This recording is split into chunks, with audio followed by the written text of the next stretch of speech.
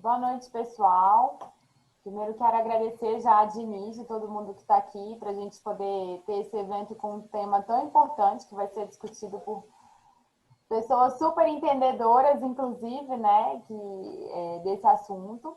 E quero agradecer. Então a gente vai começar até falando, conversei com a Marcela um pouco antes, de uma forma assim bem informal, mas que a gente possa debater. E bem-vindos e fiquem conosco até o final. A palavra é com você, Marcela. Débora, muito obrigada.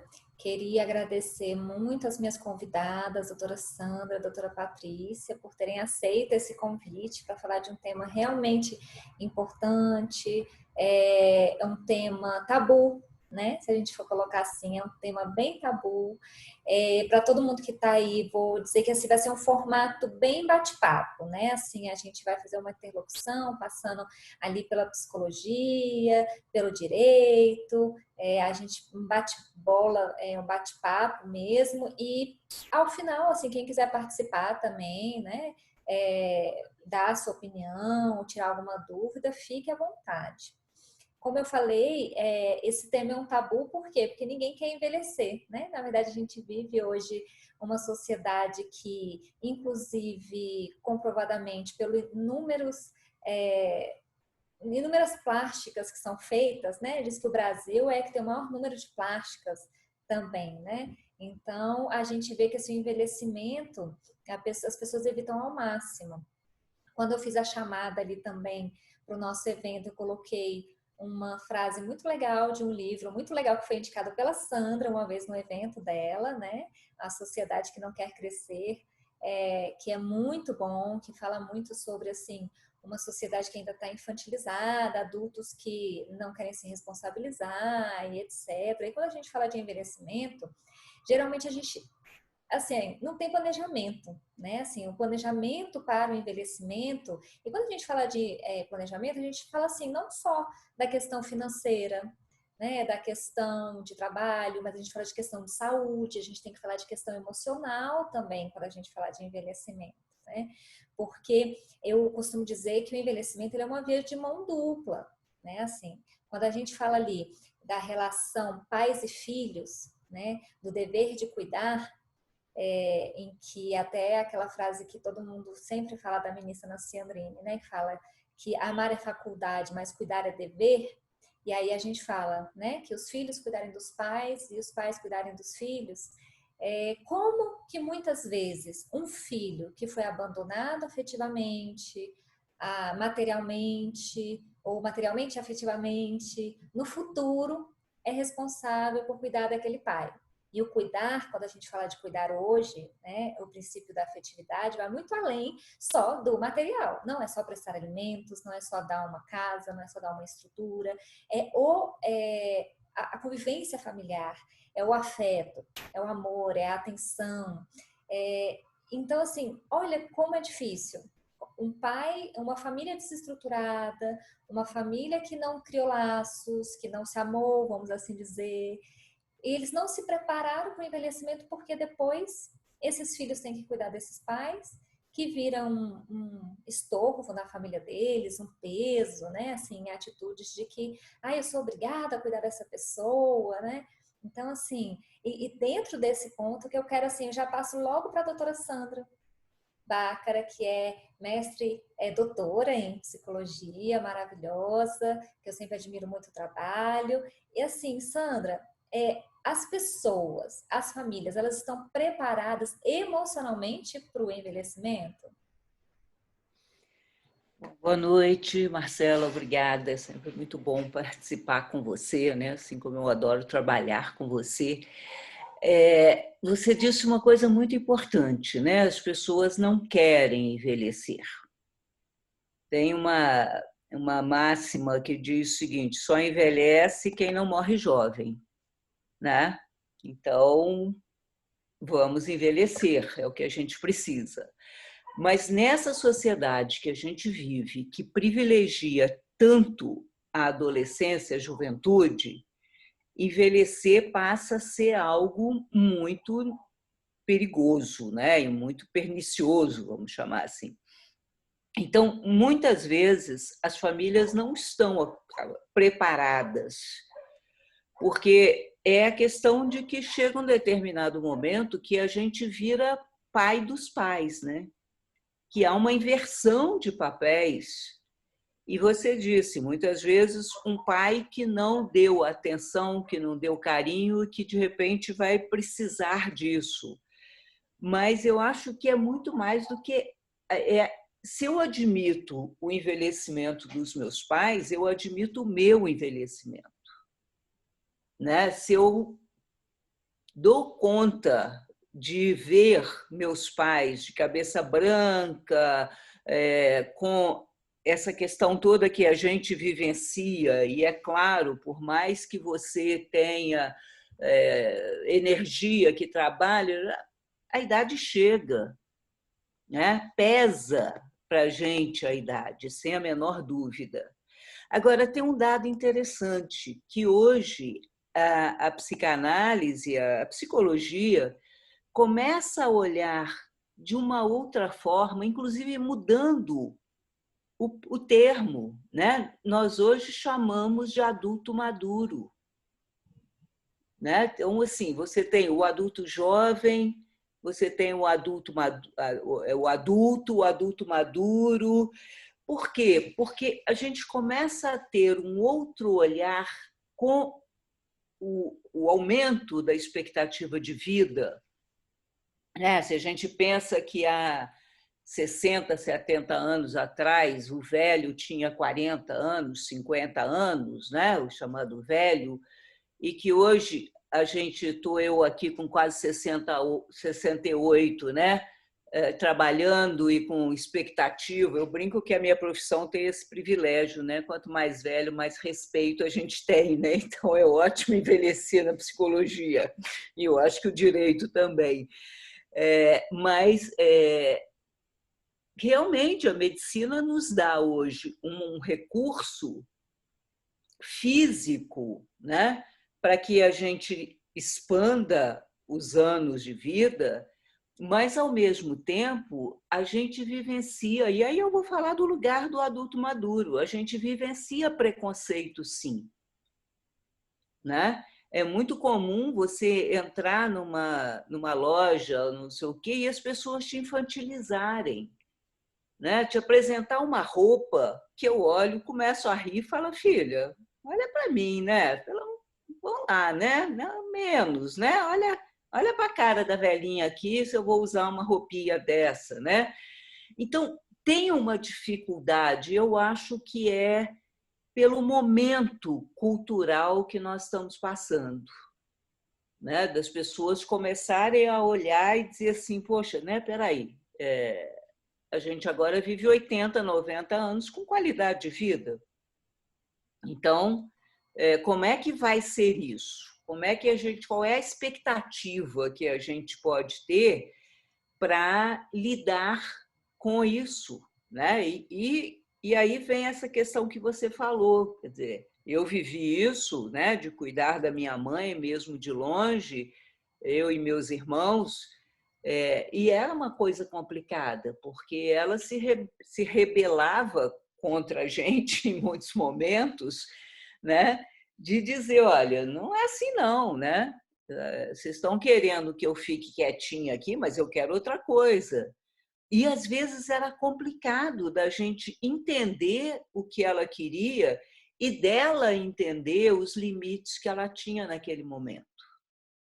Então, eu entendo como um momento de muito conflito cultural para que o adulto maduro, né, tenha o seu lugar na sociedade, e muitos estão em plena condição cognitiva, emocional, mas se veem relegados a um segundo plano por conta da idade. Então, eu acho que são paradigmas que a gente vai precisar começar a mudar. E, Sandra, até quando você fala assim da questão do preconceito, até o preconceito sexual, por exemplo, né? Da pessoa idosa. Sim. Que esses dias, até recentemente, eu acho que teve alguma fala de alguém e que refletiu muito assim, nas redes sociais as pessopessoas falando, né, sobre isso também.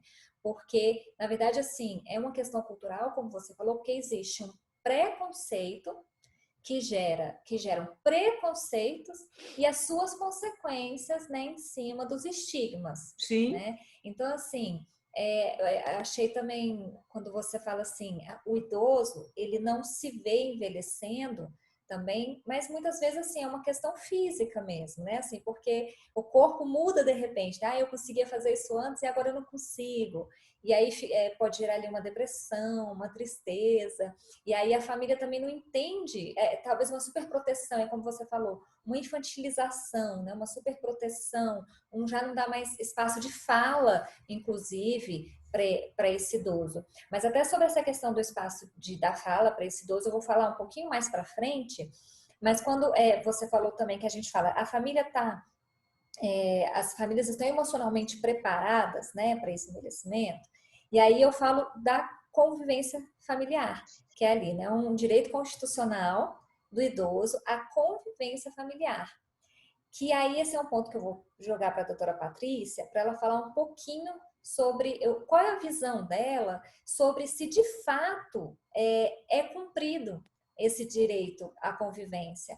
Ou as famílias têm delegado muito, né? A gente está há mais de um ano aí da pandemia e atingiu especificamente os idosos, né? Porque falou assim, olha, vocês são de risco, vocês têm que ficar em casa, sozinhos, ninguém pode te visitar, você não pode visitar ninguém, você vai ficar isolado. E se a gente for adentrar ali até, se muitas vezes é utilizado como uma desculpa, né, para poder você ter um abandono desse idoso, falar assim, não, eu não posso te ver, sinto muito, né? Mas hoje a gente tem muitas plataformas virtuais, né, de rede social, de aplicativo de comunicação. Mas é claro também que a grande maioria dos nossos idosos também não sabem mexer nesses aplicativos, né? Tem dificuldade em mexer.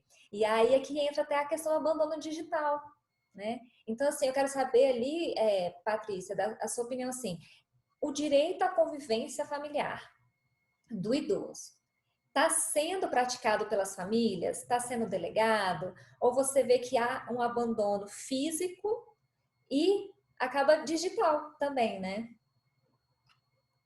Ei, Marcela, nossa, excelente a sua pergunta. Antes de responder e falar um pouquinho sobre esse tema, para a gente ter um bate-papo aqui mesmo, né? Quero falar um oi para o pessoal que está aí com a gente. Estou vendo a carinha do Thiago, da Denise, da Ana Carolina, da Tati, né? E também os outros que estão aí com a gente, o Fernando, a Thalita. Oi, pessoal. Enfim, para mim é um prazer estar batendo um papo aqui com vocês, né? Como agora eu estou falando, primeiro que quero agradecer também por vocês estarem aqui, né, comigo nesse bate-papo sobre esse tema que, como você falou, Marcela, realmente é um tema cheio de tabu. E nós, eu acho que a maioria de nós aqui atuamos com o direito das famílias. E o curioso é a gente pensar assim, como esse tema é tão tabu, só que ao mesmo tempo, quando a gente já analisa lá, já desde sempre, que, por exemplo, quando o casamento era a forma única, né, de constituição de família, já naquela época já se tinha, né, que, enfim, uma pessoa e outra estaria ali unida na saúde, na doença, até que a morte, né, os separem. Então, a gente já percebe como que existe uma relação quase intrínseca com a questão do direito das famílias, da família em si, né, enfim, né, ainda mais nos moldes tradicionais, com a questão do envelhecimento.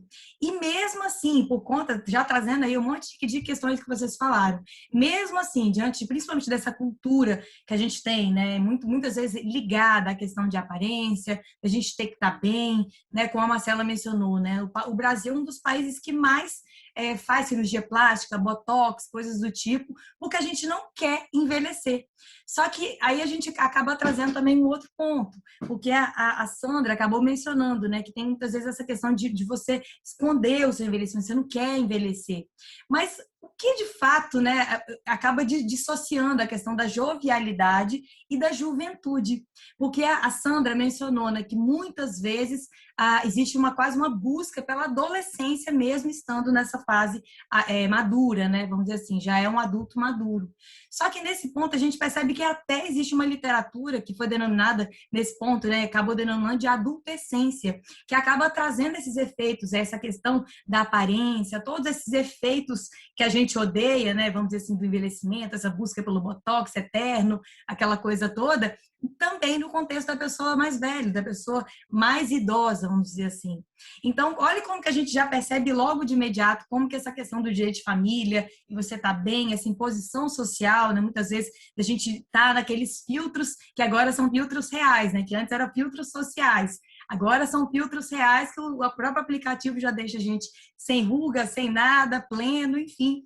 Mas, de todo modo, esse é um problema que está aí na nossa porta, a gente tem que falar sobre isso.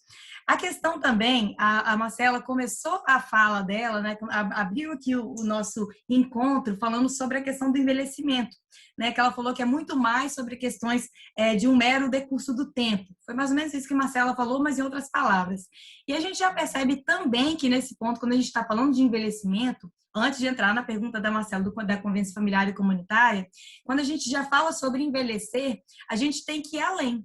Porque a Convenção Interamericana dos Direitos Humanos da Pessoa Idosa, que já está aqui em processo de internalização aqui no nosso sistema, ela acaba prevendo que envelhecimento é justamente esse processo que estamos passando aqui, todos nós, né? Eu, vocês, todo mundo. A gente não tem, infelizmente, a outra saída, né? A gente não quer também. Então, né, o envelhecimento é essas mudanças fisiológicas, psicossociais, enfim, essas questões todas aí que acabam abrangendo o envelhecimento. Só que temos que procurar também a questão do envelhecimento ativo e saudável, que acaba sendo até conceituado lá por essa Convenção Interamericana como algo além, não é só esse mero decurso do tempo, essas ruguinhas que vem surgindo na gente, esses problemas adicionais, né, enfim, que a idade acaba trazendo, mas sim a gente de fato potencializar e, de fato, oportunizar todos os direitos fundamentais. E quando a gente analisa sobre essa perspectiva, a gente acaba entrando também na pergunta justamente no ponto da Marcela aqui, que é a questão do direito à convivência familiar e comunitária. Porque, de fato, será que a sociedade, né, enfim, todos nós estamos preparados para esse envelhecimento? Será que estamos preparados para assistir, cuidar, né, dos nossos pais, enfim, dos nossos ascendentes, aquelas pessoas que já estão idosas e às vezes precisam de cuidado?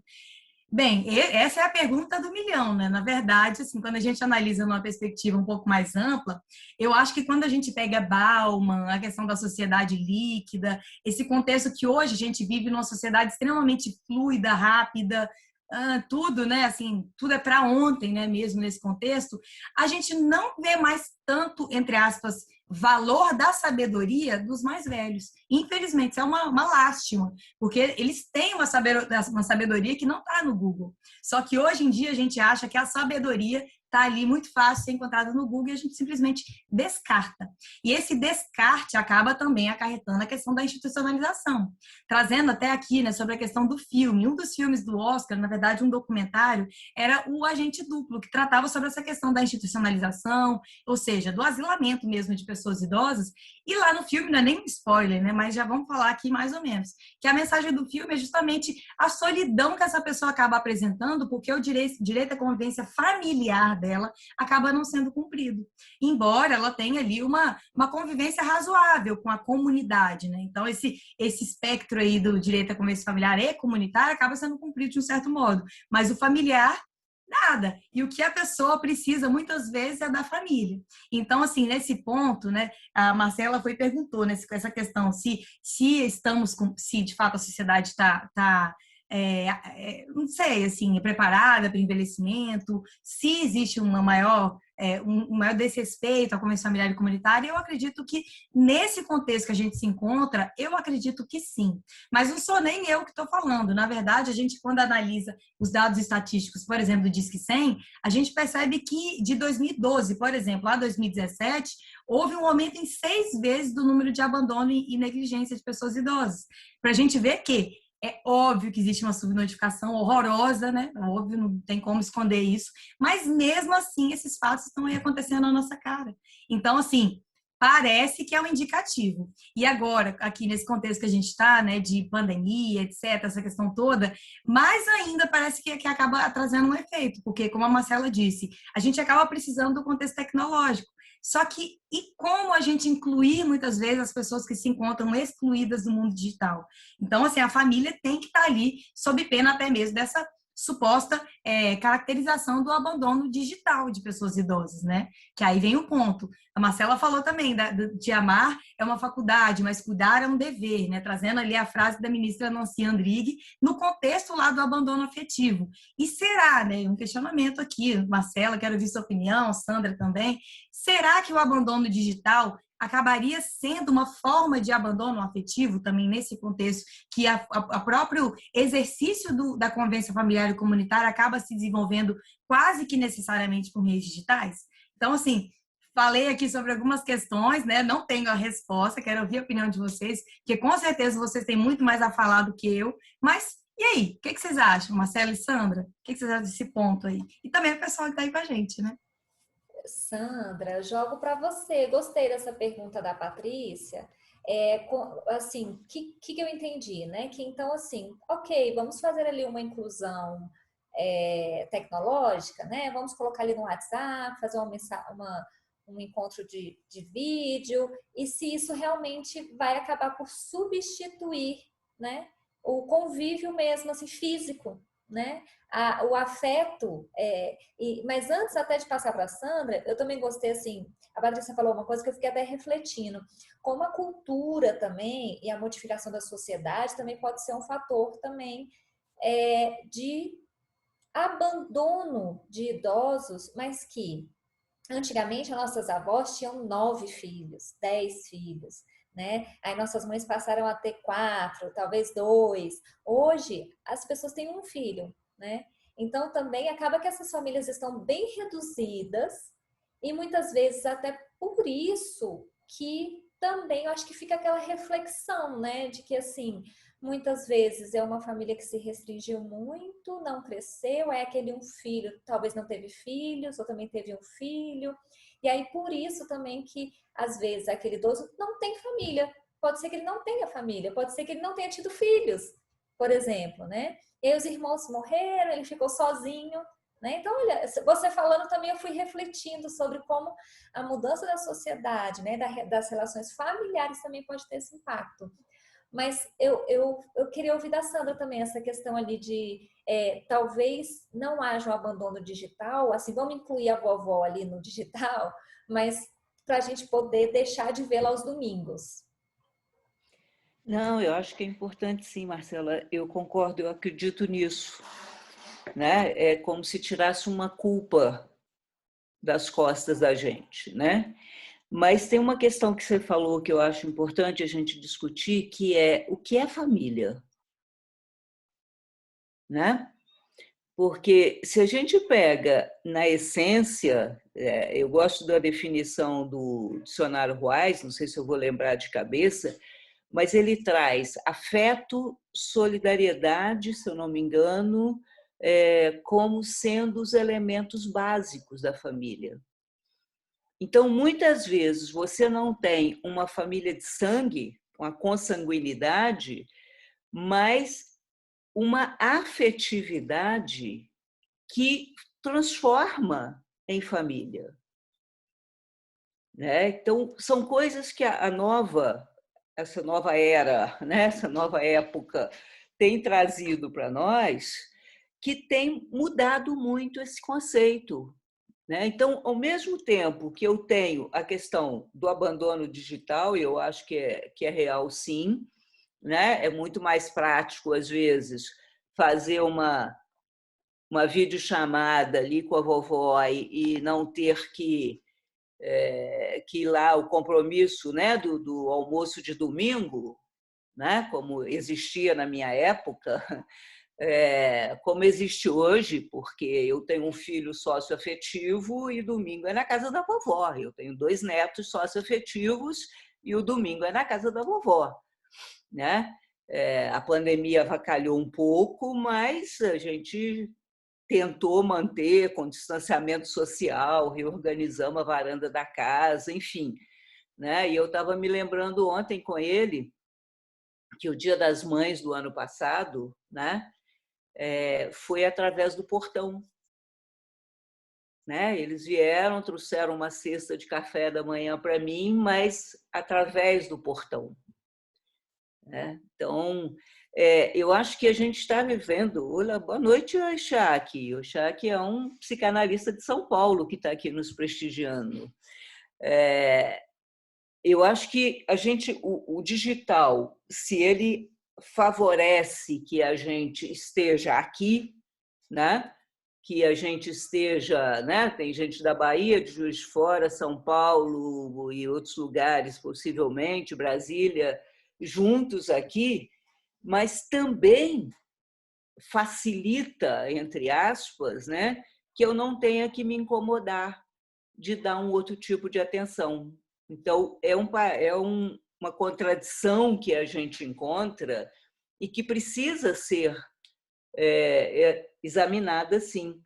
Agora, a Patrícia falou um conceito importante, que, inclusive, é um conceito que é muito caro para a gente, que um amigo nosso do Sul, que infelizmente morreu jovem, né, que trouxe essa coisa do adultescente, que hoje já faz parte de dicionário, né, não é só ele quem fez, que são outras questões, né? Então, hoje o adulto está adolescente muito tarde e o idoso não está querendo se tornar um adulto maduro, né? Eu estava tentando lembrar também o Keith Richards, que tem uma expressão que ele diz que quanto mais velho ele fica, mais velho ele quer ficar, né? Porque, claro, ninguém quer morrer, vocês falaram disso. Mas também, muitas vezes, nessa cobrança que a cultura... Opa, tem mais psicanalista aqui. A Simone está dizendo que ela é psicóloga e psicanalista. Essa cobrança que a cultura nos faz muito... eu confesso a vocês que, às vezes, é difícil eu me olhar no espelho, né, e dizer, bom, o que é ou o que não é adequado para esse momento da minha vida. Porque é um contraste que a gente está vivendo. Né? Às vezes eu me olho e digo, cara, você está quase 68 anos, né? Olha aí o que você vai, né? Onde que a tua perna alcança. Mas, ao mesmo tempo, eu acho que essa questão da medicina que eu falei e dessa nova sociedade, às vezes a gente tem uma cabeça que não é a idade do corpo, né? Mas isso é um conflito. Então, hoje, né, usar o digital, e eu me lembro quando eu me vi diante de um computador pela primeira vez, e eu achei que aquilo ali ia me comer, né? E o Chak vai entender o que eu falo, era um 386, né? O DOS, que eu brigava com ele, e até que um aluno da faculdade falou, não, professora, vamos lá que eu vou ensinar para a senhora, né? E o domínio, que hoje eu costumo brincar que tem um problema grave entre o computador e a cadeira, né, que sou eu, mas porque é um raciocínio que nós não fomos preparados para ele. Eu brincava na faculdade, e o Chak é neurocientista, ele pode falar isso melhor do que eu brincava na faculdade com os alunos, eu dizia, gente, vocês são digital, a tia é analógica, vão com calma, né? Porque eu vejo meus netos hoje pegarem um controle remoto, um celular, o que for, e eu fico olhando e eu digo, como é que esses moleques estão chegando aí? Né? Porque é difícil para mim. Porque não foi nesse caminho que eu fui educada, né? Que eu desenvolvi. Eu fui pegar isso daí com quase 50 anos de vida, sei lá, 40 e tantos, 50, e vocês nasceram, a maior parte de vocês, com controle remoto na mão, né? Então, tem aí, Marcela, uma questão, sim, que o digital favorece muito, mas o abandono através do digital, ele não substitui o afeto, é claro que não. Ô, Sandra, né? mas você tocou num ponto muito legal que eu vou falar, mas porque você fala assim, olha, a minha cabeça tá um pouco mais devagar, né? Tem aquela lentidão. Eu também tenho uma colega que ela é neuropsicopedagoga, que ela, até para eu fazer uma palestra uma vez sobre até alienação parental inversa, ela me apresentou um estudo, né, que comprova que a partir dos 60 anos você tem uma perda realmente ali dos neurônios, né? É biologicamente normal, né? Só que dentro dessa... e aí você tocou nesse ponto que eu acho muito bom até para a gente entrar no ponto do filme. Por quê? O filme, né, The Father, o pai, que tem o Anthony Hopkins, que assim, tá sendo muito bem falado, ele é um ator maravilhoso, ele foi mais maravilhoso ainda nesse filme, e porque ele trouxe uma visão do idoso, né, dentro e da família ali, dentro daquele contexto que a gente vai falar aqui que acontece com vários idosos, que é o Alzheimer, a demência, né? Mas por que antes da gente entrar nisso, eu quero falar que porque muitas vezes o idoso, biologicamente, ele tem já essa diminuição do raciocínio rápido, da cognição e etc., mas é normal. Não significa que por isso ele já tem uma doença, que por isso ele vai se tornar incapaz de tomar qualquer decisão, né? Incapaz de poder dar continuidade ali até na sua vida financeira, nas suas atividades, nos seus pagamentos, né? Então, inclusive, o Estatuto da Pessoa com Deficiência, né, ela trouxe uma alteração ao Código Civil, ali nos seus artigos 3º e 4º, que fala da capacidade civil também, porque tirou as pessoas com deficiência dos totalmente incapazes. Tá? E por que eu falei isso? Mas você está falando de pessoa com deficiência, o idoso. Olha, é o que eu falo. Uma pessoa idosa, se você não morre cedo, você vai se tornar. A pessoa com deficiência também você pode vir a se tornar. Né? E muitas vezes por um acidente, às vezes também a velhice, por trazer ali, diminuir a sua cognição, né? A doença do Alzheimer, ele vai ter uma redução da sua capacidade civil, mas vamos lá. E aí o Estatuto da Pessoa com Deficiência, o que ele determina? Agora, não existe mais ação de interdição. Né? A ação de interdição agora é uma exceção. Né? Se a gente for falar ali da tomada de decisão apoiada, que é o que é indicado para as pessoas com deficiência intelectual, né? Aqui, quando a gente fala também porque o idoso, muitas vezes, ele está em coma, né? Ou ele teve uma doença como Alzheimer. Então, vamos interditar ele já não tem mais capacidade de tomar conta da sua vida, de pagar as contas, eu vou cuidar ali do salário dele, eu pago, eu faço o que eu quero na hora que eu quero, né? Calma lá. Né? Primeiro que assim, por partes, né? Ainda bem que essa lei ela veio a trazer realmente essa modificação e trazer um rito também a respeito do procedimento dessa interdição, da necessidade dessa interdição, dessa equipe multidisciplinar que vai dizer qual é o grau, qual é o nível, né? Que se realmente é um caso de interdição, se o caso da tomada de decisão apoiada não é o mais ideal, se essas pessoas que estão sendo indicadas para cuidar da vida financeira dele são as ideais, né? Porque quando a gente entra dentro desse ponto, também o que a gente entra? Muitas vezes há um conflito familiar que vai ser instaurado, geralmente quando se fala em dinheiro, né? Assim, tem uma pensão muito alta, tem um valor muito alto, e aí aquele irmão, são vários irmãos, e olha, não, eu tenho que cuidar dele, eu vou cuidar dele, eu vou administrar, eu vou ficar com o dinheiro. Dentro disso, né, acaba gerando também, inclusive, formas de alienação. Né? Se a gente for pegar ali a lei da alienação parental, houve um julgado do Tribunal de Justiça de Santa Catarina que acabou, né, trazendo ali uma aplicação por analogia à lei da alienação para a pessoa idosa. Né? Eram duas irmãs que estavam brigadas, uma irmã cuidava da mãe, que tinha Alzheimer, tinha doença, não conseguia mais discernir certas coisas, então ela não percebia o que estava acontecendo, e uma irmã impedia a outra de ver, de conviver, etc. Eu não vou adentrar muito dentro desse julgado, mas que foi uma decisão assim, muito interessante, porque na verdade assim, a mãe já tinha falecido, acabou tendo ali uma reparação civil, né, porque ela não teve contato com a mãe, mas a gente entra naquela discussão, olha, tem aquele idoso que é uma pessoa em situação de vulnerabilidade agora, né? Que precisa de ser cuidado por alguém. Então, como que a gente vai escolher qual é esse filho, né? Então, assim, as formas de alienação que passam a surgir dentro dessa família, em decorrência, muitas vezes, de quê? Da condição financeira, infelizmente, né?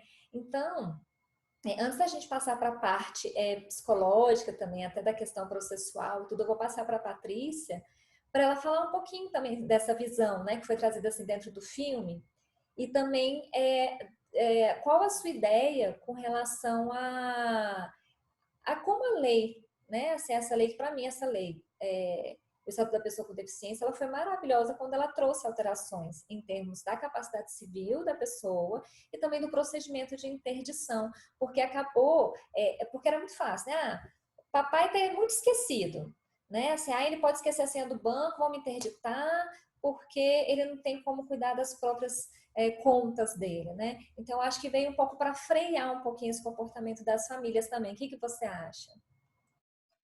Perfeito, Marcela. A sua colocação toda eu assino embaixo, concordo plenamente. Desde a hora que vocês começaram a falar, já anotei várias coisas aqui. E antes da gente falar um pouquinho sobre a questão da incapacidade do filme, queria até falar também aqui. Porque, Marcela, você mencionou da questão das pessoas, das mudanças culturais hoje normais, né? Existem pessoas que, por exemplo, não querem ter filhos. Hoje em dia é muito comum, né? A gente vê as NOMOs, né? No mother. Então, assim, pessoa que simplesmente opta por não ter filho, ou pessoas que optam por não se casar, né? Ou também a questão dos divórcios tardios. E a gente chega no impasse, que é justamente né, ter o caso de uma pessoa já idosa, já com uma idade avançada, e ela não tem nenhuma rede de apoio, não tem filho, não tem ascendente, enfim, né? Os ascendentes podem já ter falecido, pode não ter irmão. E nesse ponto, a gente acaba percebendo que um dado estatístico que foi extraído lá nos Estados Unidos acabou apontando que 22% dos atuais adultos serão considerados idosos órfãos. Isso significa justamente uma pessoa sem essa rede de apoio. E a gente percebe que, se esse fato acontece lá nos Estados Unidos, nessa sociedade ultra globalizada que a gente vive hoje em dia, eu acredito que também seja uma tendência aqui no Brasil, porque a gente vê muitos casos de pessoas que optam real por não ter filhos. A gente sabe que no contexto da mulher tem muita essa imposição profissional, né, e também pessoal, muitas vezes o tempo, né, de que, enfim, né, o tempo tá se esvaindo, ainda não tem filho, mas acaba priorizando questões profissionais. Tem todo esse dilema quando a gente está diante do contexto da mulher e tudo, que opta. E isso é uma realidade que a gente tem que analisar. A questão a Sandra falou um ponto maravilhoso, que falou assim, a tecnologia acaba retirando a culpa pela não convivência. Porque muitas vezes, né, é muito simples as pessoas simplesmente falarem assim, toma aqui esse celular, vamos aprender, e a gente acaba assim, exercendo a nossa convivência por meio tecnológico. Só que as pessoas acabam se esquecendo que isso aqui, a gente percebe, né? Aqui nesse ultra momento tecnológico que a gente acaba vivendo. Se nós que somos habituados real com o mundo tecnológico, estamos cansados, né? E hoje em dia a gente até fala de um direito a justamente você se desconectar. Assim, se nós, né, a questão se a gente acaba sentindo isso, imagina uma pessoa que foi recém-incluída nesse mundo digital, que, assim, só foi muitas vezes por conta da pandemia e tudo mais. A Sandra acabou mencionando a questão, por exemplo, dos imigrantes, né, e dos nativos digitais. Pessoas, a partir que nasceram aí depois de 1980, são consideradas imigrantes digitais e, óbvio, né, elas já cresceram com esse contexto tecnológico, tudo mais, muito mais facilitado. Só que a gente não pode esquecer dessas pessoas nativas, né, os nativos digitais, que para além do que hoje em dia, né, o pessoal do empreendedorismo fala muito a questão do mindset de crescimento, ou mindset individual, não sei o quê. Para além de ser imprescindível para uma pessoa mais idosa, uma pessoa já com uma certa idade, que não seja que não seja nativo digital, por exemplo, para essa pessoa que é imigrante, ela se adequando, ela precisa muitas vezes de ter esse mindset aí, de estar sempre tendo que buscar novidades e tudo mais. Só que a gente sabe que nem todo mundo tem isso, né? Tem pessoas que têm outro mindset, é um mindset justamente oposto. que não quer saber disso, quer só simplesmente viver sua vida, por exemplo, ter os mesmos hábitos, os mesmos costumes que tinha antigamente. Então, assim, a gente analisando essa perspectiva, né, é também muito importante a gente mencionar também que tem pessoas idosas que justamente por conta disso elas não querem ser incluídas. Então, entra um dilema, né? Qual é o limite, qual o ponto da família? Que para além desse mindset individual, a família tem uma missão importantíssima de inclusão digital. E aí, o que fazer, né, muitas vezes, quando a pessoa não quer ser incluída? Então, assim, que tem até lá no Marco Civil da Internet que, hoje em dia, tecnologia, internet, etc., é forma de exercício de cidadania. Então, o que fazer nesse caso? A pessoa não quer. E aí? Acaba impondo um ônus muito maior aos filhos, né? Não tem o que dizer. Mas é algo aí que a gente precisa mencionar. Enfim, aí entrando aqui mais na questão que a Marcela mencionou do filme, né? E aí entra a questão, por exemplo, da demência. E nesse ponto, Marcela, nesse aspecto da alienação parental, foi um dos pontos mais fortes para mim do filme Meu Pai. Pessoal, se alguém já viu o filme aí ou não viu, né? Acaba avisando aí no chat. A Sandra falou que não viu, mas sabe o contexto, ela sabe a questão toda. Mas, enfim, não é contando spoiler, mas todo mundo sabe que esse filme acaba trazendo um caso, né, específico sobre uma pessoa idosa que acabou tendo uma demência. O filme não retrata bem se foi um Alzheimer, né, ou um tipo de demência, porque Alzheimer é uma das formas de demência, mas não é a única, embora seja mais comum. Então, assim, beleza, é um caso, mas a questão da alienação parental, Marcela, foi muito forte para mim. E aqui, olha, no chat, a Ellen Souza, oi Ellen, ela acabou mencionando, por exemplo, de um artigo que eu escrevi sobre essa questão da alienação parental, que ela falou ali da teoria dos lugares paralelos e interpretativos, na alienação parental de primeiro e segundo grau.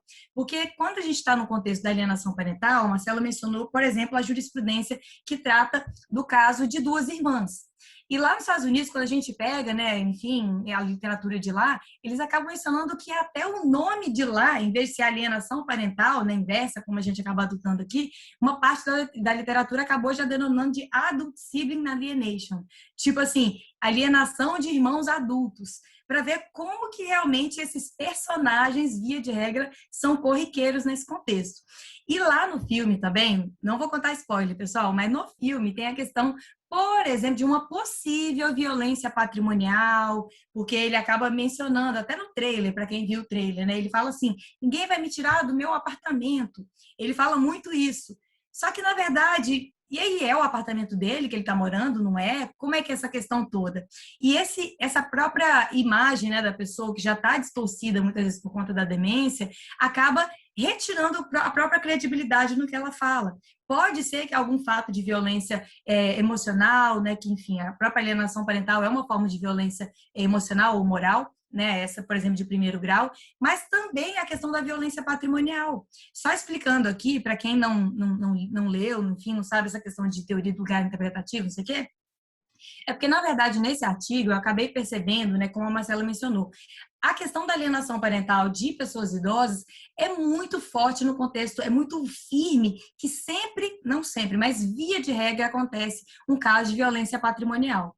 E aí acaba que, se por um lado a alienação parental, da mesma forma que acontece com crianças e adolescentes, seria a alienação parental de primeiro grau, a de segundo grau seria justamente essa violência patrimonial que é acarretada apenas como consequência da primeira, da moral. Então, a gente percebe que tem uma violência moral, aquela lobotomização, muitas vezes, aquela inclusão de falsas memórias, tudo isso, ou aquele distanciamento, né, de uma terceira pessoa. Primeiro, a gente tem esse ponto, né, nessa alienação parental inversa de primeiro grau, e aí de segundo grau seria justamente os efeitos, né?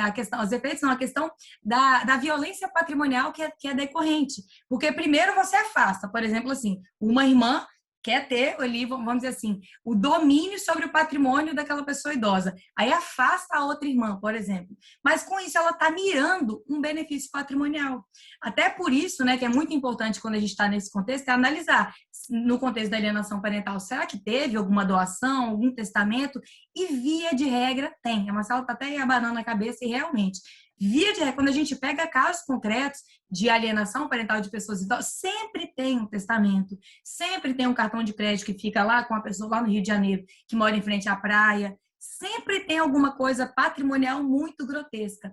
E quando a gente está falando de uma alienação parental praticada numa pessoa já com demência, a questão ela adquire um nível muito sério, muito grave, porque entra aqui esse contexto da credibilidade. Até que ponto que ela está falando é verdade, né? Muitas vezes porque ela é a própria testemunha daqueles fatos, né? Muitas vezes, né? Que a Cassandra aí pela perícia, enfim, alguma questão, né? Acaba analisando, mas enfim, ela já está com aquela demência, aquela questão que, enfim, embora tenha ali uma consciência, pode ter o esquecimento, pode ter aquela questão toda. Então, assim, para mim, o contexto da alienação parental inversa de idosos é uma situação extremamente dramática. Assim, no caso das crianças e adolescentes, elas têm uma consciência, lembram muitas vezes, embora essa lembrança esteja completamente nebulosa, enfim, né? Só que no caso dos idosos com incapacidade, como uma demência, Alzheimer, não existe limite. Senão, não existe limite, inclusive, nas consequências que pode acarretar na questão psicológica dessa pessoa. Pode acelerar um processo de Alzheimer ou demência, enfim. Então, nesse contexto todo, né, a Ellen até mencionou também da teoria dos lugares paralelos interpretativos, que seria justamente uma posição paralela, que em vez de aplicar a analogia, né, seria de fato, até mesmo por conta lá de um professor português, chama José de Oliveira Ascensão, ele acaba mencionando que a analogia acaba sendo aplicada quando tem uma lacuna normativa. Só que nesse contexto da alienação parental inversa, embora o Estatuto do Idoso não defina de modo expresso alienação parental, ele fala qualquer tipo de violência. E sendo a alienação parental uma forma de violência, eu acredito que não seja aplicar por analogia à lei de alienação parental. Mas essa lei tem um papel importantíssimo como um lugar paralelo interpretativo, mas as consequências seriam aquelas lá do artigo do Estatuto do Idoso, na verdade, né? Uma série de medidas de proteção que estão lá dispostas. Aí, já que a Ellen falou isso aí, por isso que eu estou falando sobre isso, só para o pessoal que, né, eventualmente não sabe tudo, para a gente saber.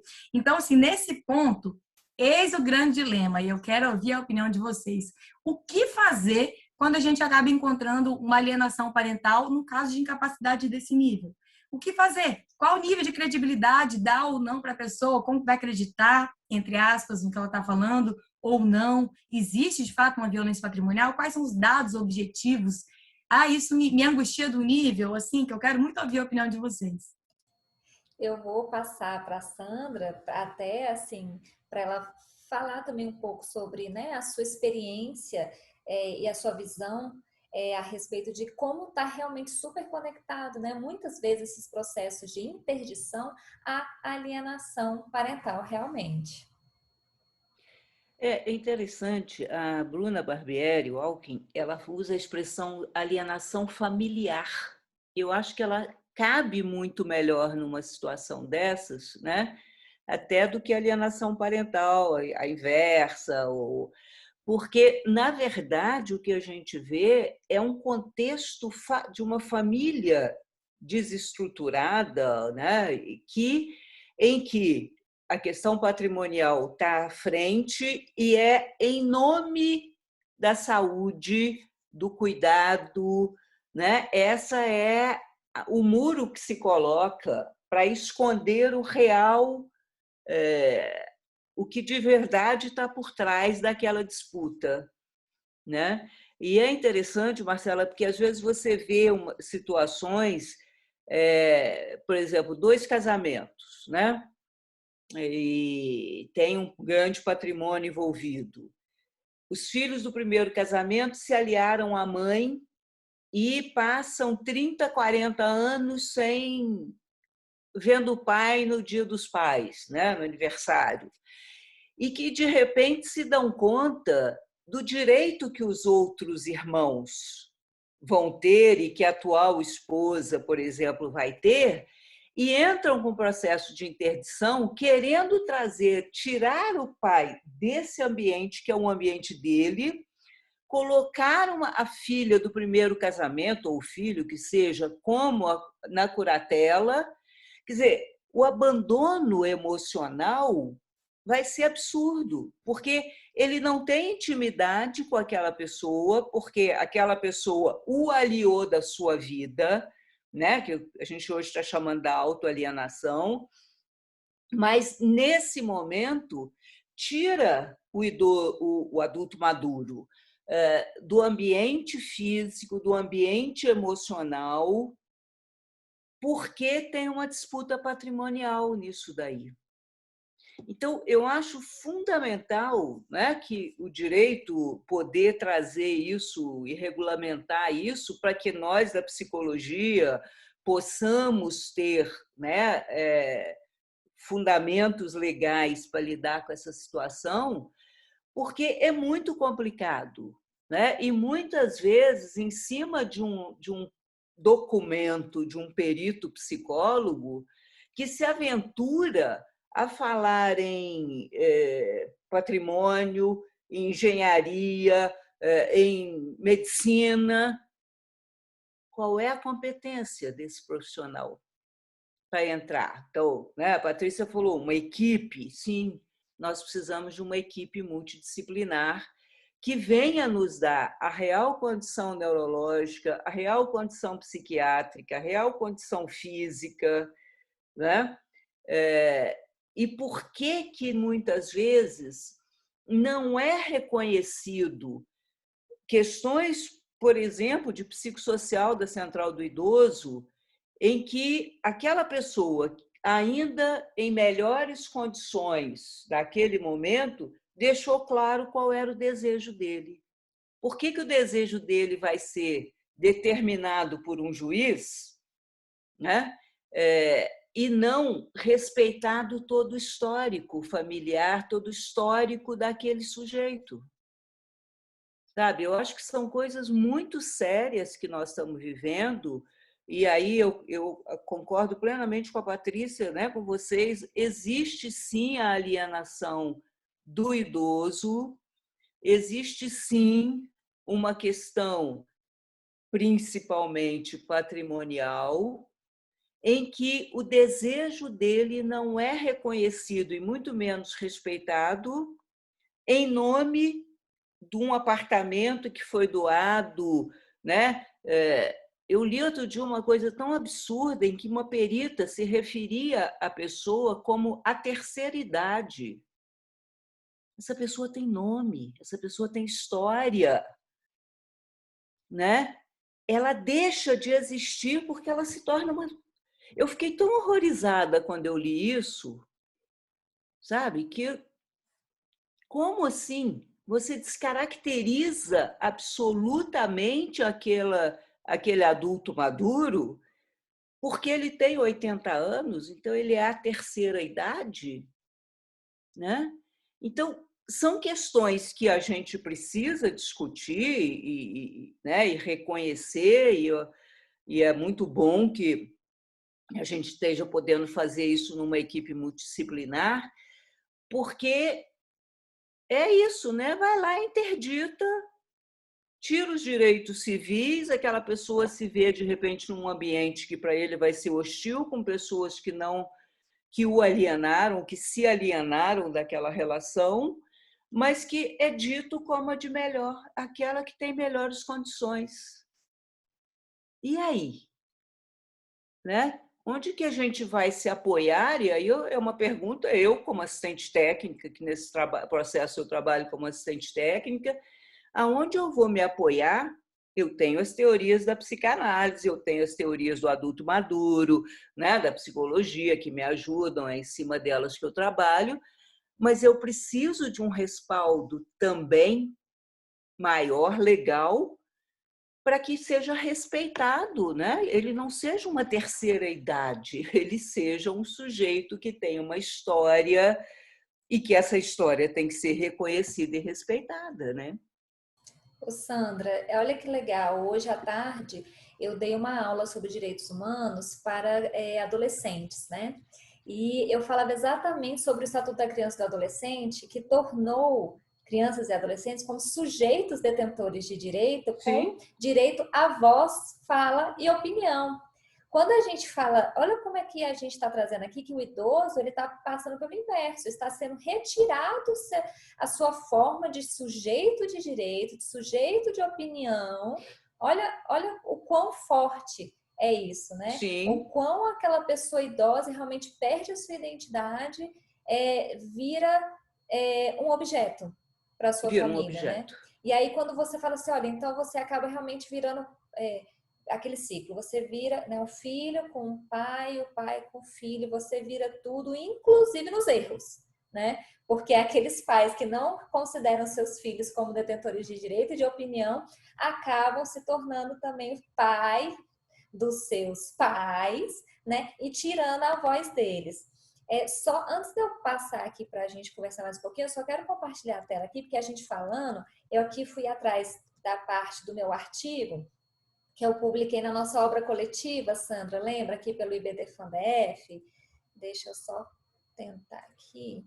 Olha, vocês estão vendo essa parte aqui que eu fiz um quadrinho exatamente quando eu coloquei ali alienação parental, objeto, crianças e adolescentes, né?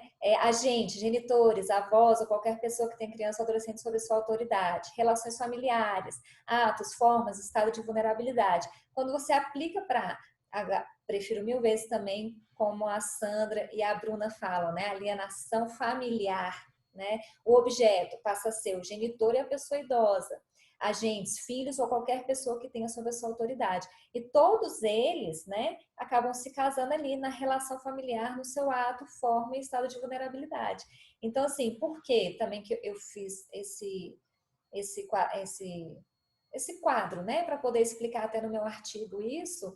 Porque muitas pessoas às vezes não estavam entendendo, né? Ah, mas se a lei fala criança ou adolescente sob poder e tal, como que a gente consegue aplicar, né? Então, até a doutora, a Patrícia falou muito bem, gostei muito. Assim, a gente aplica ali a norma para analogia, mas também a gente consegue puxar, inclusive não é uma analogia, já é um direito ali quando você, no estatuto do idoso, quando fala que é proibida a violência. Se a alienação é declarada uma violência, né? Então, como o direito ele vai se evoluindo ali, a gente vai conseguindo construir também uma modificação e mostrar e gostei muito da Sandra falar assim, eu sou eu sou da equipe técnica, né, multidisciplinar. Como é que a gente joga isso assim? Porque nós somos todos, né, ali é o advogado com a psicologia, eu acho que a assistente social também, nesse caso específico, que vai visitar em loco, que vai ver essa situação familiar, e aí quando você pega de testemunhas também para falar daquele contexto familiar, é muito importante, é todo mundo, né? Assim, é um precisando do outro, e nós como advogados a gente tem que fazer uma forma de mostrar ali para o judiciário como que a norma não está fugindo, né? Assim, a gente não está criando, não está inventando ideia. Já existe a norma e a gente só está dando um jeitinho para dar o nome e realmente ter aquela aplicação, né? Então, nossa... Marcelinha, o Yoshiaki está pedindo a palavra. Não, com certeza. Agora até que eu ia falar assim, vou abrir agora para todo mundo, quem quiser falar, dar a sua opinião, se quiser assim, levantar a mãozinha, abrir o vídeo, falar, a gente quer ouvir vocês mesmo. Obrigado, Sandra. Desculpe o atraso, mas o que eu pude pegar assim da ideia de vocês três foi esta confusão para nós leigos, o que é justiça e o que é legal. Sabe, essa briga, assim, essa postura da alienação não é justa, mas legalmente é. Outra coisa é essa confusão do que é justo para um e o que é legal. Essa coisa que precisa ser distinguida, né?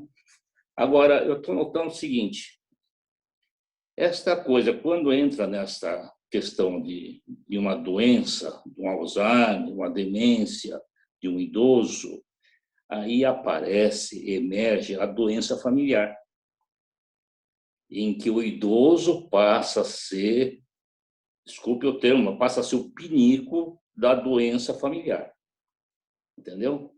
Então, com isto, uma coisa que vocês estão colocando são as coisas mais extremadas, mais graves, que implicam numa intervenção legal, sabe?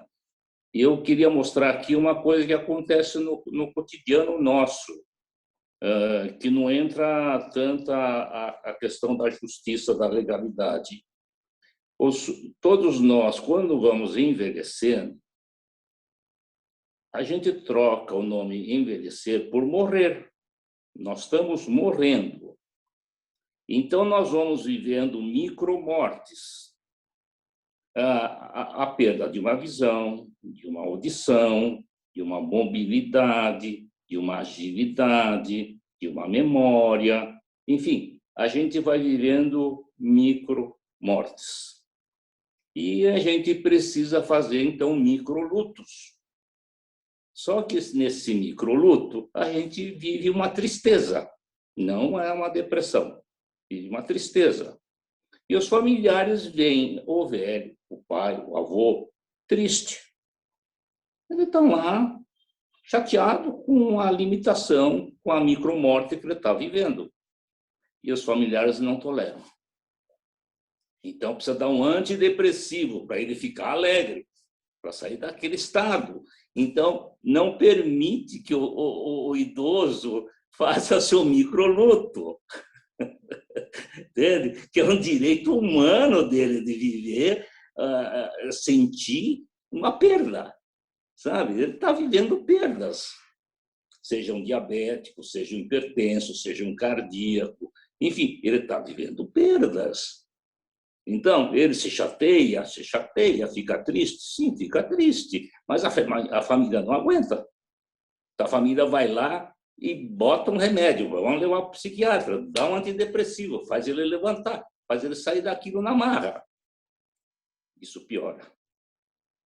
Isso acontece todo dia em todas as famílias que têm um sujeito com 70, 80, 90 anos. Então, isso daí é uma coisa assim que os familiares precisam entender isso.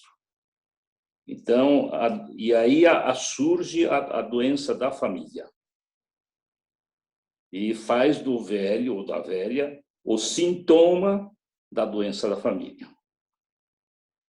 Era isso só queria complicar um pouco.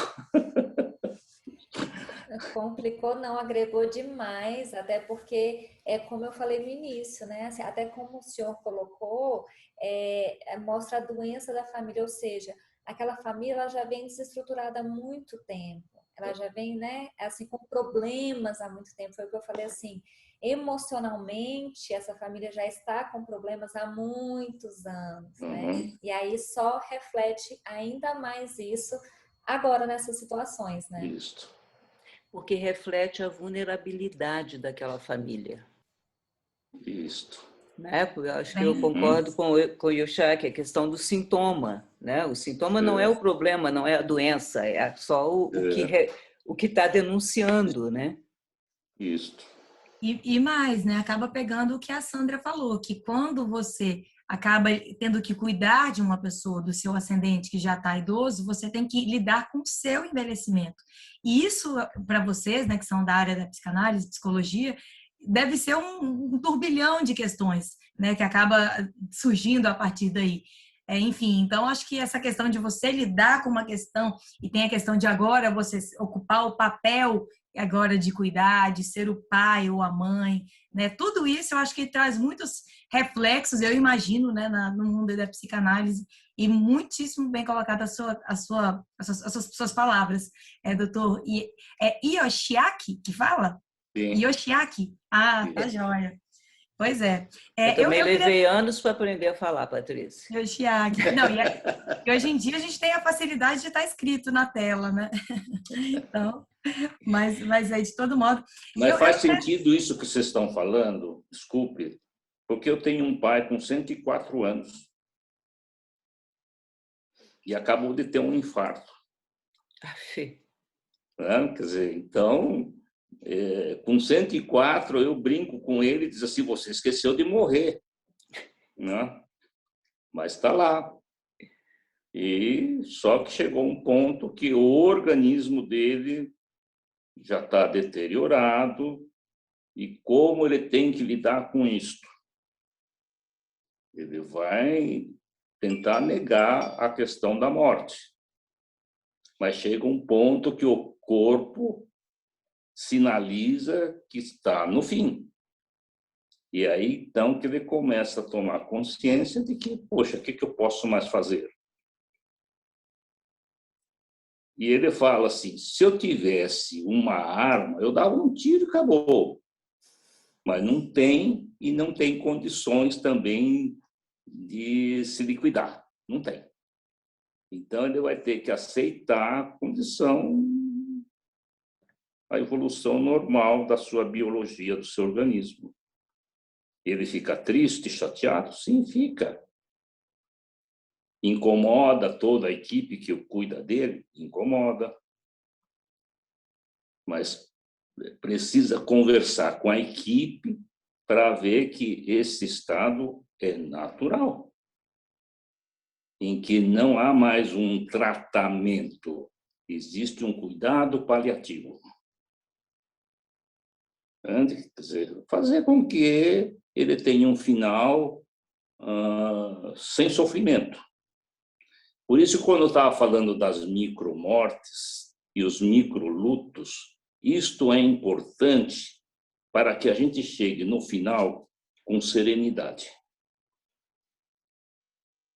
Isso que é mais importante. E nós dizemos assim, eu, quando tiver moribundo, não quero dar trabalho para ninguém. Isso é uma mentira, porque vai dar trabalho, sim. Goste ou não goste, queira ou não queira. A minha mãe sempre fala isso.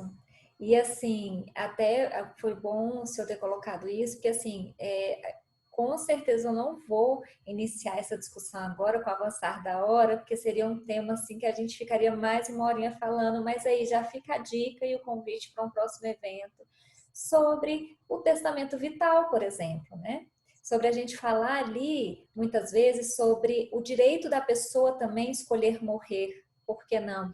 Né? Se ela está cansada, se ela já está no avançar da idade, ela não quer mais nem medidas paliativas, ela quer simplesmente assim, me deixe ir, né? Então assim, não vamos entrar nesse tema porque ele é super polêmico, muito gostoso, muito importante, a gente ia ficar mais uma hora aqui, mas já fica o convite, vamos pensar então para a gente fazer esse evento que vai ser muito bom, porque, e assim, é engraçado, sabe, senhor Yoshiaki? A minha avó tem 96 anos e ela tem Alzheimer, né? Assim, ela já nem reconhece mais a gente, mas muito alegre. E ela fala assim, que ela tem medo de morrer. Aí eu viro para ela e falo assim, vó, pelo amor de Deus, a senhora não está cansada, não? Não, na sua idade eu não teria medo de morrer, não. Vai descansar, vai, não tenha medo, não. E ela morre de rir. Mas assim, é realmente para poder animar ela, que ela fala que ela tem medo de morrer. Eu falo, não, vó, na sua idade eu estaria exausta. Os pacientes então, terminais assim, que eu tive, os terminais, que demoravam, já estava assim, medicamente dito que não tinha mais o que fazer e que se podia morrer a qualquer momento, mas o paciente não morria. Então eu tive vários pacientes assim, eu chamava a família e falava assim, qual é a pendência afetiva que este paciente tem? Um deles diz assim, a família diz assim, ele tem um irmão que há 20 anos mora em Nova York e não brigaram e nunca mais se falaram. Falei, então, põe no telefone. Botaram os dois no telefone. Conversaram 5 minutos. No dia seguinte ele morreu. Então precisa ter, zerar esse débito afetivo, sabe? Esse débito afetivo precisa ser zerado. Senão o sujeito não vai. São muitos débitos, né, Yoshiaki, que a gente tem que... Nossa. E a Marcela, eu sei que não vai dar tempo mais, mas só uma coisinha, Marcela, que você falou antes você tinha falado da coisa da sexualidade, né, do adulto maduro, a gente poder reconhecer que muda, realmente muda, né? A maneira dessa relação sexual acontecer pode não ser mais a penetração, né? Mas pode ter outras formas de afeto sexual sendo colocados ali que não são reconhecidos. Ao contrário, você tinha falado do preconceito e do preconceito, e é isso mesmo, né? As pessoas se escandalizam quando veem dois idosos, né, manifestando afeto sexual. Porque é isso, né? Você ficou velho, você morreu. Né? O Yoshiaki estava falando, eu me lembrei de uma música que fala: a gente mal nasce e começa a morrer. A primeira morte é o nascimento. Né? Sandra, adorei seu ponto. E eu só, até porque esses dias mesmo eu estava comentando assim com meu marido, estava falando assim, porque eu vi um documentário falando sobre testes lá nos Estados Unidos, né, de métodos contraceptivos em mulheres que acabaram gerando vários transtornos de fertilidade, e também problemas sexuais que acabaram gerando divórcios. E teve um caso de uma mulher que ela mãe de 4 filhas, porque ela teve esse problema, o marido, o pai, esse homem que simplesmente foi embora. Ele foi embora, ele largou a mulher e as 4 filhas. Elas já não tinham onde morar. Ela foi morar no carro e teve que dar as 4 filhas para uma família adotiva. Aquilo me doeu, porque a gente precisa falar sobre isso, Sandra. A gente precisa falar sobre sexualidade sem penetração. E o quanto que isso é normal, é melhor, muitas vezes, entendeu? E as pessoas não entendem. Eu falei assim, eu tenho que encontrar uma sexóloga, a gente tem que começar a falar sobre isso, porque infelizmente hoje relacionamentos têm acabado por causa da ignorância Sim. e preconceito de achar que o sexo é só penetração. E quando a gente Sim. fala de sexo para a pessoa idosa, a gente entra muito nesse lado. Então, assim, adorei sua abordagem, Sandra. Assim, a gente precisa falar sobre isso. Eu queria só pegar aqui o gancho também de tudo isso que vocês estão falando, questões maravilhosas, né? Realmente, cada pontinho desse daria para ter um outro encontro para a gente falar sobre essa questão. Mas essa questão da sexualidade, né? É curioso a gente imaginar como que tem uma série de questões que acabam sendo tidas como de propriedade dos mais jovens, como a questão da sexualidade, como a questão muitas vezes da beleza, né? Enfim, que muitas vezes não é apropriado, né? Muitas vezes é horrível falar isso, mas a sociedade não vê como apropriado usar determinada roupa ou determinada questão específica porque é de propriedade dos mais novos. Também a questão da educação, né? Como que a gente não consegue associar a questão do direito à educação das pessoas mais velhas, porque acha também, muitas vezes, que é só de propriedade dos mais novos. Mas, nesse contexto todo, eu queria pegar aqui um gancho, até fiz uma anotação aqui, que a Sandra estava mencionando sobre a questão do desejo do idoso. E aí, também no contexto da curatela, né? Da ação de curatela. E a gente já percebe assim, tudo bem, pode ser que um determinado idoso não esteja nem ainda incapaz, né, de fato, mas aí ele queira, por exemplo, se autodeterminar, como aí a Marcela mencionou para a gente, por exemplo, uma questão de diretiva antecipada, né, enfim, enfim, testamento vital, um mandato duradouro, ou então até mesmo por meio da autocuratela. A gente percebe como que, às vezes, né, pode ser que uma pessoa, por exemplo, estabeleça, né, faça uma autocuratela, por exemplo, para o caso de incapacidade futura, já tem ali, por exemplo, um filho X ou Y, né, que vai exercer as funções de curador e tudo mais. Só que aí chega na justiça, acaba sendo judicializada a questão, porque toda curatela necessariamente tem que ser judicializada, né?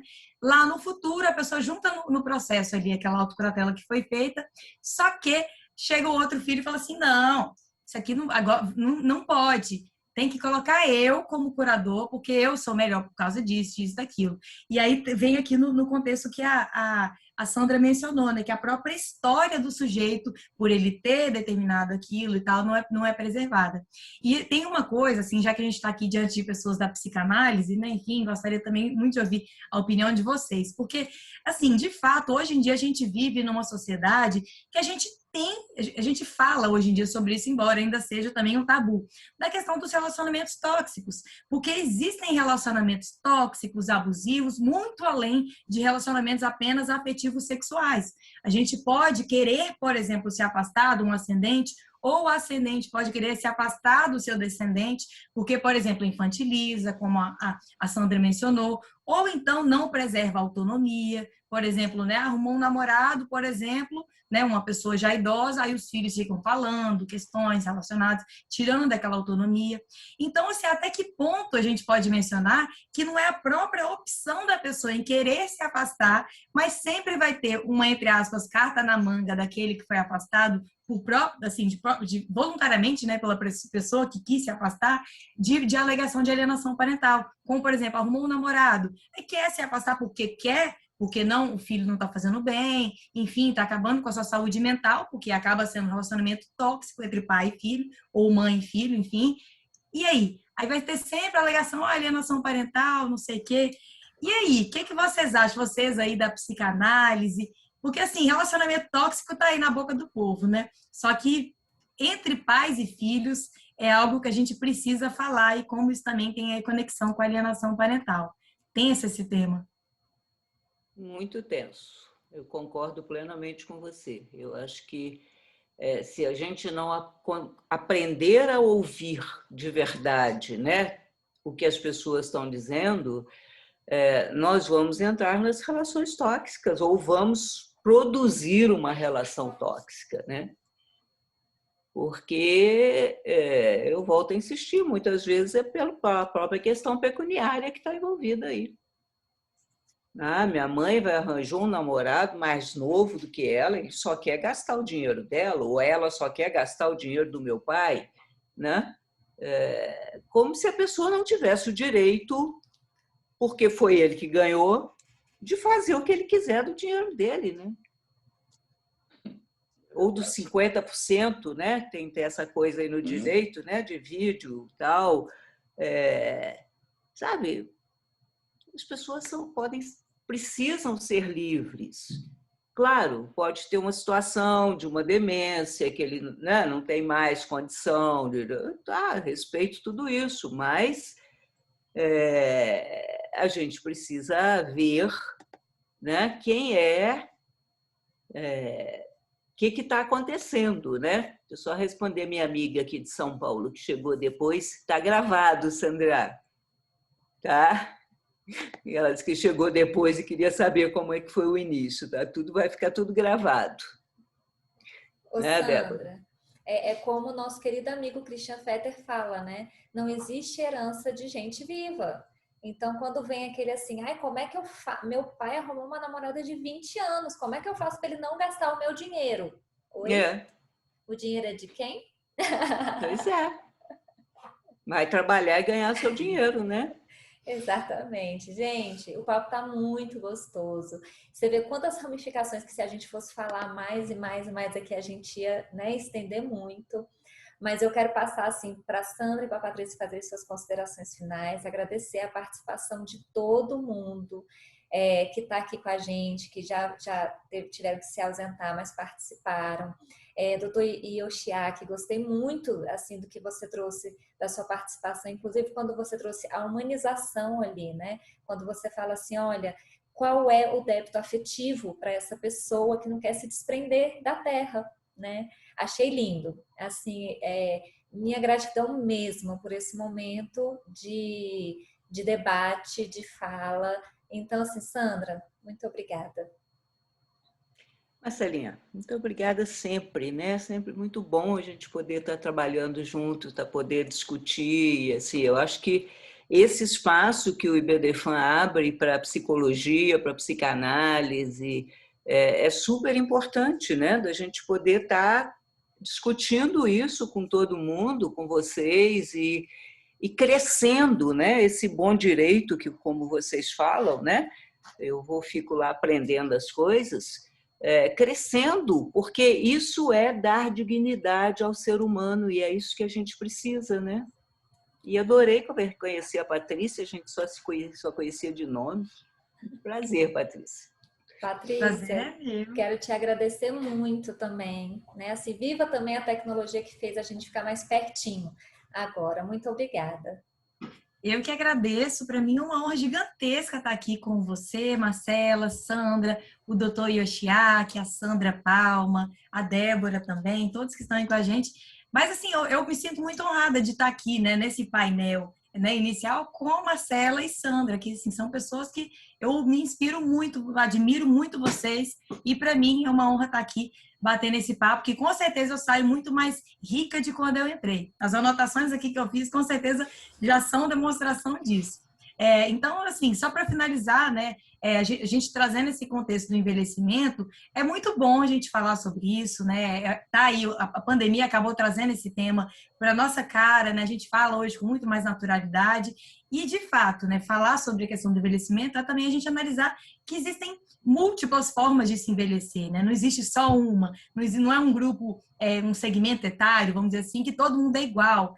mundo é diferente, cada um faz uma coisa. E, de fato, preservar a autonomia e preservar os papéis sociais ocupados por essas pessoas ao longo da sua vida é importantíssimo, né? Porque, como a gente acabou falando aqui, aí, ao envelhecer, a pessoa vai perdendo uma série de papéis sociais, enfim, que foram exercidos ao longo da vida, de pai, é mãe, é trabalhador, enfim, é consumidor, é qualquer coisa, e vai se perdendo. Então, nesse contexto dessa heterogeneidade, né, do contexto do envelhecimento e da complexidade inata, analisar cada um como cada um é a melhor coisa. Como disse a Sandra aí, chamar de terceira idade, tirando o sujeito, né, da pessoa, isso é horrível e a gente precisa falar mais sobre isso. Muitos temas, né, surgiram a partir de hoje e eu me sinto extremamente honrada de estar aqui aprendendo com vocês. Obrigada, viu? Débora, você quer finalizar? Te agradeço demais também por estar aqui com a gente. Obrigada, Marcela. Na verdade, o prazer foi todo meu até, assim, eu já ia acompanhar o evento e acho que esse assunto, ele toca tanto, assim, o que o Dr. Yoshiaki falou até sobre as micromortes, e a gente acaba tendo experiência, seja minha mãe, minha avó, meu avô, a gente sempre tem alguém, né, mais velho que a gente, ou um amigo que seja, mas que compartilha as dores e esses sentimentos todos. Mas a gente até, nesse momento de pandemia, teve um colega que falou isso semana passada e eu fiquei com isso na cabeça. Como a gente, inclusive, preserva e briga tanto pela autonomia ao longo da vida, e aí quando a pessoa envelhece, a gente quer tirar a autonomia. E hoje o doutor falou, a gente quer, inclusive, impedir que a pessoa sinta a dor da velhice, sinta a dor de uma dor nas costas, sinta o sentimento que ela quer sentir. Que quando, de repente, a gente é criança, valoriza tanto de você poder se expressar, e aí você quer calar essa voz da pessoa mais velha, né? Então, assim, eu agradeço demais. É sensacional poder ter essa mescla, essa interdisciplinariedade que a gente teve hoje com a Patrícia e com a Sandra, né? São referências, eu acompanho sempre o evento das duas, inclusive a Patrícia, a gente vem também falando muito da questão do direito da pessoa idosa. E agradecer a Marcela, que também fez essa reunião, né? Convidou vocês duas para a gente poder ter um evento que acrescentou tanto, assim, um evento muito especial mesmo. Então, quero agradecer e desejar uma boa semana para todo mundo, que a gente começou a semana de uma forma muito especial. Obrigada também por quem ficou até aqui. E assim que possível, assim que a gente já tiver o vídeo, eu encaminho para vocês a gravação. Tá ótimo? Obrigada, boa gente. noite. Boa noite. Boa noite, gente. Obrigada. Obrigada, Yoshiaki.